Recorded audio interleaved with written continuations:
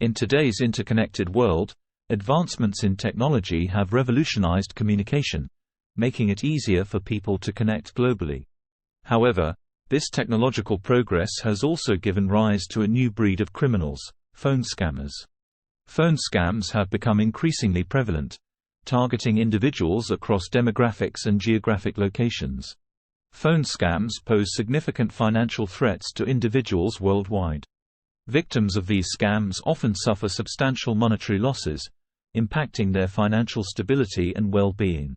Research conducted by the Federal Trade Commission reveals that in 2020 alone, consumers reported losing over $1.9 billion to fraud, with phone scams being one of the primary methods utilized by perpetrators. The financial losses incurred by victims of phone scams extend beyond monetary transactions. Victims may also experience psychological distress, embarrassment, and distrust in institutions, exacerbating the impact of these fraudulent activities. These financial losses stem from various types of phone scams, including but not limited to impersonation scams. These scammers impersonate government agencies, financial institutions, or trusted organizations to deceive individuals into providing sensitive information or making payments under false pretenses. For instance, callers may pose as IRS agents threatening legal action for unpaid taxes, leading victims to make immediate payments to avoid purported consequences. Phishing scams. These scammers employ phishing tactics to obtain personal information such as credit card details, social security numbers, or login credentials. They often employ social engineering techniques to manipulate victims into divulging sensitive information by creating a sense of urgency or fear. Tech support scams. In tech support scams, fraudsters masquerade as technical support representatives from reputable companies, claiming that the victim's computer has been infected with a virus or malware. They convince victims to grant remote access to their devices, allowing them to install malicious software or steal personal information. Today's crime story is related to impersonation phone scams. In this video we will learn how a mega call center with 700 employees located in India was scamming Americans by posing as IRS employees. In the quaint neighborhood of Gainesville, Florida, Dave Fraser, a 68-year-old retiree, savored the peaceful rhythm of his routine. His days were filled with simple pleasures: morning strolls through the park, leisurely afternoons spent tending to his garden, and evenings lost in the pages of a beloved novel. Little did he know that a single phone call would shatter the tranquility of his existence and plunge him into a nightmare of deception and despair. It was a crisp autumn afternoon of 2015 when the phone rang, its jarring tone cutting through the serene atmosphere of Dave's living room. With a furrowed brow, he reached for the receiver, his curiosity piqued by the unexpected interruption to his solitude. "Hello?" Dave's voice echoed tentatively through the line, his uncertainty palpable. "Good afternoon, Mr. Dave. This is Officer Johnson from the Internal Revenue Service," a voice responded, its authoritative tone commanding attention. Dave's heart skipped a beat at the mention of the IRS, his mind racing with apprehension. What could the tax agency possibly want with him? Had he made an error in his filings? With a sense of foreboding, he listened intently as the caller outlined allegations of tax discrepancies and impending legal action. As Officer Johnson painted a dire picture of impending consequences, Dave's anxiety mounted with each passing moment. The threat of arrest loomed large in his mind, casting a shadow of fear over his thoughts. Desperate for clarity, he sought reassurance from the caller, hoping to dispel the uncertainty clouding his judgment. "Mr. Dave, we require immediate payment of $15,000 to resolve this matter. Failure to comply may result in severe penalties, including arrest warrants," Officer Johnson declared, his words dripping with urgency. Dave's pulse quickened at the mention of payment, his mind reeling with the implications of the demand.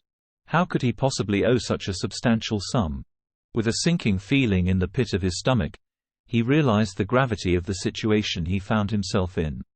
As the conversation unfolded, Dave found himself ensnared in a web of coercion and deceit, his rationality clouded by fear and desperation.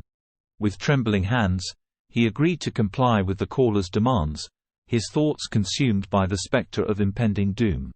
In a daze, Dave followed the instructions relayed to him by Officer Johnson, navigating the intricate process of transferring funds with a sense of urgency bordering on panic. With each keystroke and signature, a sum of $15,000 was taken from Dave's account. Even though Dave had to pay $15,000, he felt a relief that at least he is safe now and wouldn't have to go to jail now. When his son visited him over the weekend, Dave shared the story with his son. His son, who works in different government department, knew that IRS never asked people to make payments over the phone. He told his father that he had been scammed. They went to authorities and filed a complaint about the scam that happened with Dave. Same year, in a similar instance of telecommunication fraud, the victim, a resident of Hayward, California, became ensnared in a web of deceit orchestrated by fraudulent actors posing as IRS agents. Over a period of 20 days, the scammers relentlessly targeted the victim, leveraging fear and intimidation to coerce compliance with their demands. Through a series of manipulative phone calls, the victim was falsely accused of tax violations and instructed to make immediate payments to rectify the purported offenses. The victim suffered a staggering loss of $136,000. Stories like this one are not uncommon. Every year millions of Americans lose their hard-earned money to fake IRS calls. India has emerged as a notable source of fraudulent telecommunications calls targeting individuals in the United States.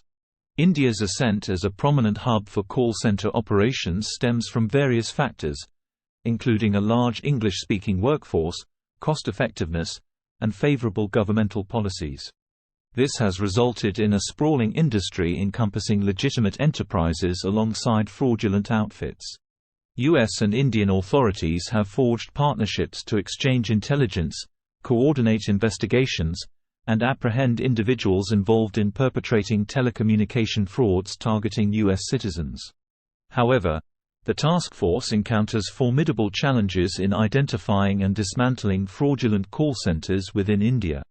The foremost obstacle lies in the vastness of the Indian call center industry, characterized by thousands of legitimate and illegitimate establishments scattered across the country. Fraudulent call centers often operate under layers of anonymity, utilizing advanced technologies to conceal their identities and evade detection. Economic disparities and limited employment opportunities in certain regions may incentivize individuals to engage in illicit practices, further exacerbating the problem. In 2016, U.S. and Indian authorities established the U.S.-India Task Force on Telecommunication Fraud to enhance cooperation in combating fraudulent activities targeting citizens of both countries. The task force comprises representatives from agencies such as the Federal Bureau of Investigation, FBI, the Department of Justice, DOJ, the Indian Ministry of Home Affairs, and the Central Bureau of Investigation, CBI, among others. The task force operated through a framework of mutual assistance and information sharing, leveraging the expertise and resources of each participating agency to disrupt and dismantle telecommunication fraud networks operating between the two countries. In October 2016, the U.S.-India Task Force on Telecommunication Fraud with help of Indian police conducted raids on 70 call centers in Mumbai suspected of involvement in the fraudulent activities. Approximately 700 individuals, including call center employees and managers, were detained for questioning in connection with the scam. Law enforcement officials uncovered a plethora of incriminating evidence within the call center's premises. The recovered items provided crucial insights into the modus operandi of the fraudsters and the scale of their illicit operations. Among the most significant recoveries were the fraudulent scripts used by call center agents to deceive unsuspecting victims. These scripts were meticulously crafted to manipulate individuals into believing false narratives. Additionally, law enforcement officials retrieved extensive call logs and records detailing the volume and frequency of calls made by the fraudulent call centers.